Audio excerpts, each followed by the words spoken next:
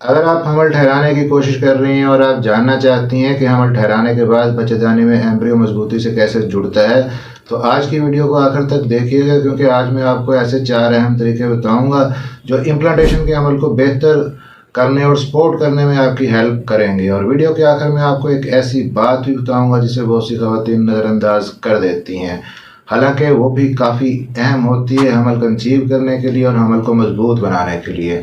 میرا نام ہے ڈاکٹر طاہر، چینل ہے آپ کے لیے ڈاکٹر ہیلپنگ ہیلتھ، سبسکرائب ضرور کر لیجئے گا۔ سب سے پہلے یہ بات سمجھ لیتے ہیں کہ امپلانٹیشن آخر کیا ہوتا ہے۔ جب مرد کا سپرم عورت کے انڈے کے ساتھ ملتا ہے ایک ایمبریو بنتا ہے، اس کے بعد یہ ایمبریو بچے دانی کی اندرونی تہہ کے ساتھ مضبوطی سے جڑتا ہے۔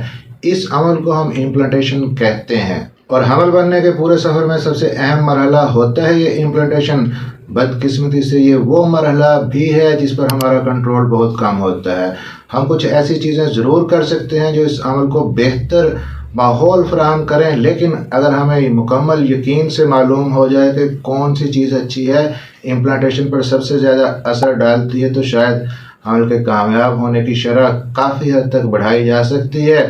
لیکن حقیقت یہ ہے کہ آج بھی سائنس کے پاس اس سوال کا مکمل جواب موجود نہیں۔ البتہ چند ایسی باتیں ضرور ہیں جنہیں ہم اچھی طرح سمجھتے ہیں۔ ان میں سب سے پہلی بات ہے کہ بچے دانی کی اندرونی تہہ یعنی کہ اینڈومیٹریم، اگر اینڈومیٹریم صحت مند ہے، مناسب موٹائی والی ہے اور مضبوط ہے تو ایمبریو کے لیے بچے دانی کے ساتھ اچھی طرح چپکنے کے چانسز بڑھ جاتے ہیں اور حمل کی کامیابی کے چانسز بھی بڑھ جاتے ہیں۔ ایک اور اہم بات جسے اکثر لوگ نہیں جانتے وہ یہ کہ بہت سے لوگ سمجھتے ہیں کہ امپلانٹیشن صرف ایک لمحے میں مکمل ہو جاتا ہے، لیکن حقیقت اس سے مختلف ہے۔ امپلانٹیشن ایک مسلسل جاری رہنے والا عمل ہے، یہ ایک ہی لمحے میں ختم نہیں ہوتا۔ عام طور پہ اوولیشن کے تقریباً 6 سے 7 دن کے بعد اس عمل کی شروعات ہوتی ہیں، لیکن یہ صرف آغاز ہوتا ہے۔ اس کے بعد بھی یہ عمل حمل کے ابتدائی عرصے میں جاری رہتا ہے، یہاں تک کہ پہلی سہ ماہی فرسٹ ٹرائمیسٹر کے ابتدائی حصے تک یہ امپلانٹیشن کا سلسلہ جاری رہتا ہے، حمل آپ کا مضبوط ہوتا رہتا ہے۔ تو حمل کے ابتدائی 3 مہینے اس لیے خاص طور پہ بہت ہی حساس ہوتے ہیں۔ بہت سی خواتین صرف یہ سوچتی ہیں کہ حمل کا ٹیسٹ پازیٹیو آ گیا تو سب کچھ ٹھیک ہے، محفوظ ہے، لیکن حقیقت میں کچھ ابتدائی ہفتے بہت زیادہ اہم ہوتے ہیں، خاص طور پہ پہلے 4 ہفتے، کیونکہ اس دوران امپلانٹیشن کا عمل مزید مضبوط ہوتا رہتا ہے۔ اس لیے اگر آپ حمل کی کوشش کر رہے ہیں یا ابھی ابتدائی حمل میں ہیں تو صرف حمل ٹھہر جانا کافی نہیں، بلکہ اس ابتدائی عرصے میں اپنی صحت، اپنی خوراک، اپنی روزمرہ عادتوں کا خیال رکھنا بھی اتنا ہی ضروری ہے۔ اب سوال یہ ہے کہ ایسی کون سی چیزیں ہیں جو آپ کر سکتی ہیں جو اس عمل کو بہتر ماحول فراہم کریں اور امپلانٹیشن کامیاب ہو جائے۔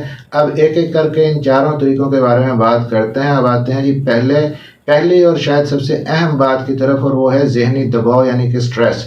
ریسرچ سے یہ چیز ثابت ہوئی ہے کہ زیادہ ذہنی دباؤ، سٹریس بچے دانی کے اندرونی ماحول میں منفی اثر ڈالتا ہے۔ جب ہمارا جسم شدید دباؤ میں ہوتا ہے تو سب سے پہلے اپنی بقا کو ترجیح دیتا ہے۔ ایسی حالت میں جسم خون کی روانی کا رخ ہاتھوں، پیروں اور ٹانگوں کی طرف کر دیتا ہے، کیونکہ جسم سمجھتا ہے کہ اسے کسی خطرے کا سامنا ہے اور اس وقت زندہ رہنا زیادہ ضروری ہے، نہ کہ حمل ٹھہرنا۔ اس لیے جسم عارضی طور پہ تولیدی اعضاء کی طرف جانے والے خون کو کم کر دیتا ہے۔ اس کے اثر سے بچے دانی کے ماحول میں منفی اثر پڑتا ہے۔ اس لیے میں ہمیشہ ہی مشورہ دیتا ہوں کہ اگر آپ حمل کے لیے کوشش کر رہے ہیں تو اپنی زندگی سے جہاں تک ممکن ہو سکے غیر ضروری ذہنی تناؤ کو، سٹریس کو ختم کر دیں، خوش رہنے کی کوشش کریں، ایسی ایکٹیویٹیز کریں جو آپ کو سکون دیں، اپنی فیملی کے ساتھ ٹائم گزاریں، ہنسیں مسکرائیں، اپنے شریک حیات کے ساتھ اچھا ٹائم گزاریں، کیونکہ صرف جسم ہی نہیں، ذہن کا پرسکون ہونا بھی بہت ہی اہم ہے۔ اب آتے ہیں دوسرے اہم مشورے کی طرف، اور وہ ہے اچھی اور متوازن ڈائٹ۔ میں اس موضوع پہ اپنی کئی دوسری ویڈیوز اپلوڈ کر چکا ہوں تفصیل سے۔ امپلانٹیشن کے دوران کون سی ڈائٹ لینی ہے، آپ ڈائٹ کے بارے میں یہ تمام ویڈیوز چینل پہ موجود ہیں، دیکھ سکتے ہیں، لیکن مختصراً آپ کو یہاں پہ بتاؤں کہ تازہ پھل، سبزیاں، اچھی کوالٹی کی پروٹین، صحت مند چکنائی، یہ ایسی غذائیں ہیں جو آپ کے جسم کو طاقت دیتی ہیں۔ آپ کا مقصد پیٹ بھرنا نہیں بلکہ اچھی ڈائٹ لینا ہے۔ تو ڈائٹ سے ہٹ کے یہاں پہ تیسرا مشورہ جس کو سن کے آپ حیران ہو جائیں گے کہ اپنے جسم کو گرم رکھیں، خاص طور پہ اپنے پاؤں، خاص طور پہ جب سردیوں کا موسم ہو۔ چینی روایتی طب یعنی کہ چائنیز میڈیسن میں یہ مانا جاتا ہے کہ پاؤں گرم رکھنا بہت ہی اہم ہے۔ ان کے مطابق سردی پاؤں کے ذریعے جسم میں داخل ہوتی ہے اور پھر اس کا اثر بچے دانی کے اوپر بھی پڑتا ہے۔ अगरचे इस नज़रिए पे मुकम्मल साइंसी तहकीक नहीं है, लेकिन अपने जिस्म को मुनासिब हद तक गर्म रखना नुकसानदेह भी नहीं है। इसलिए इस मशवरे को मान लेना चाहिए। अपने पाँव को गर्म रखें, सर्दियों में ठंडे फर्श पे ना फिरें, मोज़े पहनें। ख़ासतौर पे अगर मौसम ठंडा है, रात को सोने से पहले आप अपने पाँव गर्म पानी में कुछ देर के लिए भिगो सकती हैं। और एक दिलचस्प बात भी सुन लीजिए, कुछ तहकीक ये भी बताती है कि मोज़े पहनने वाली ख़वातीन में ऑर्गेज़म होने के इम्कानात तकरीबन 30% ज़्यादा होते हैं। तो अगर सिर्फ जुराबें पहन लेने से आप ज़्यादा राहत और आराम महसूस करें और अज़दवाजी ताल्लुकात में बेहतरी आए तो इसमें क्या बुराई है।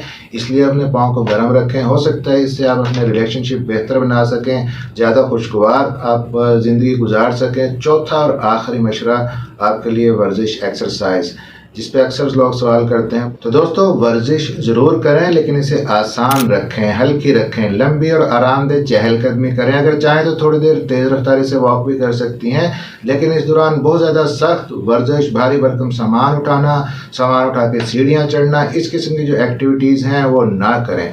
याद रखें कि आपने अपने जिस्म को थकाना नहीं है। ये वो पीरियड होता है जब आपके जिस्म को सपोर्ट चाहिए इम्प्लांटेशन के प्रोसेस को सपोर्ट करने के लिए। ना ही कोई इस किस्म की एक्टिविटीज़ करें, जैसे कि जिम के अंदर आप बहुत ज़्यादा सख्त पेट की एक्सरसाइज करती हैं, उससे बचें। फिर अगर आपको बहुत ज़्यादा कोई एमरजेंसी नहीं है तो इस दौरान में सफ़र का परहेज़ करें, क्योंकि बाज़ औक़ात ये होता है कि बहुत ज़्यादा थका देने वाला जो सफ़र है वो आपके ऊपर नेगेटिव असर डालता है आपकी प्रेगनेंसी और इम्प्लांटेशन के ऊपर। फिर इस दौरान में एक और चीज़ डाइट के हवाले से आपको बताऊँ कि बाहर की चीज़ें बिल्कुल भी मत खाएं। Fast food, junk food, street food, इससे मुकम्मल परहेज़ करें, क्योंकि खुदा ना खास्ता अगर इस दौरान आपको कोई इन्फेक्शन कैरी कर लेती हैं आप बाहर का गलत मलत खाना खा के, तो आपको अल्लाह ना करे फीवर हो जाता है उसकी वजह से। उसके लिए आपको दवाई लेनी पड़ती है, एंटीबायोटिक आपको लेने पड़ते हैं। तो फीवर और दवाइयाँ और एंटीबायोटिक, ये सारी चीज़ें मिलकर फिर खुदा ना खास्ता आपके इम्प्लांटेशन को ख़राब कर सकती हैं, इम्प्लांटेशन फेलर की तरफ जा सकती हैं। इसलिए बेहतर है कि शुरू के अंदर ही परहेज़ करें। और एक और सवाल जो अक्सर ख़वातीन पूछती हैं कि क्या इन दिनों में हस्बैंड और वाइफ आपस में रिलेशनशिप बना सकते हैं। तो हस्बैंड और वाइफ रिलेशनशिप अपने बाकी दिनों के अंदर जारी रखें, लेकिन जब इम्प्लांटेशन के डेज आपके चल रहे हैं, आपका 1 वीक का वेट पीरियड रह गया है, यानी हम आपका अगला जो पीरियड है वो आने में 7 दिन बाकी हैं, 8 दिन बाकी हैं, उस दौरान में आप बेहतर है कि परहेज़ करें, आपस में हस्बैंड वाइफ नहीं मिलें। और एक अहम चीज़ कि इम्प्लांटेशन के दिनों को अपने जहन के ऊपर सवार नहीं करें। हर वक्त ये सोचती ना रहें कि पता नहीं इस महीने कोशिश की थी, हमल ठहरेगा या नहीं।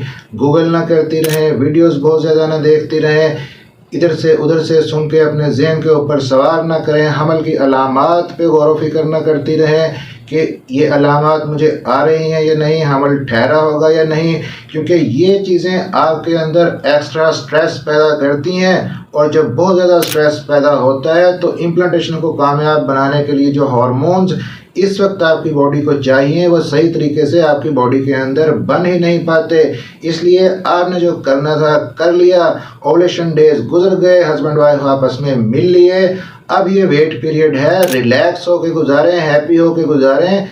जो एहतियात परहेज़ है अगरचे उसको करें, लेकिन बहुत ज़्यादा स्ट्रेस नहीं लें। आई होप कि आज की वीडियो आपके लिए हेल्पफुल रही होगी। वीडियो अच्छी लगी हो तो लाइक और शेयर ज़रूर कर दीजिएगा। चैनल पे नए हैं तो सब्सक्राइब कर लीजिएगा। मिलते हैं इसी तरह की अगली किसी इन्फॉर्मेटिव वीडियो के अंदर। जी अपना ख्याल रखिएगा, दुआ में याद रखिएगा। अल्लाह हाफिज़।